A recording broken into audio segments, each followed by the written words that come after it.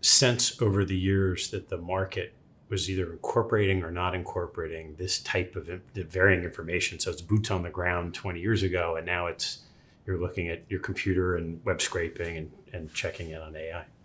You have to do both, but you have to do a lot of things. So you still have to do boots on the ground. So we have plenty of examples on investments over time where we just go out to the stores, or you would survey a bunch of doctors, or like you could do a survey where somebody fills out a multiple choice questionnaire, but a lot of times more valuable surveys are, hey, can I ask you a few questions? And you just ask them, hey, what do you think of this? What do you think of that?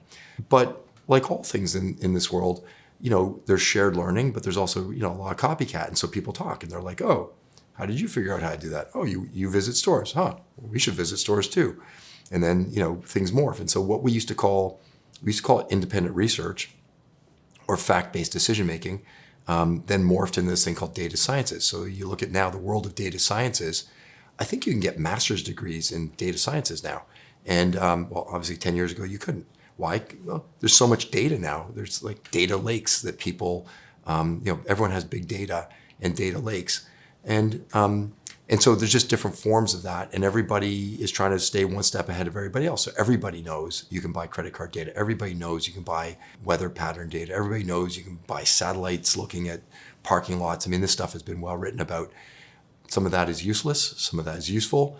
A lot of it needs to be overlaid with each other. So looking at the parking lot today versus exactly 1 year ago may be completely useless depending on what the weather was like the prior year, whether it was raining or sunny, what the holiday was Easter earlier or later that day or that month.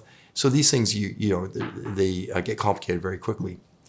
The last piece I would say is I remember talking to somebody who has a very large organization, and they talked about big data, and we were talking about data lakes, and they were going on about their ability to scrape their data, data lakes, all sort of stuff.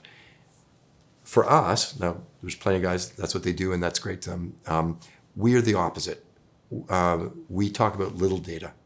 We want to go find that one thing that's going to drive success or failure and bring a lot to bear on that one thing. And that is where we spend all of our time.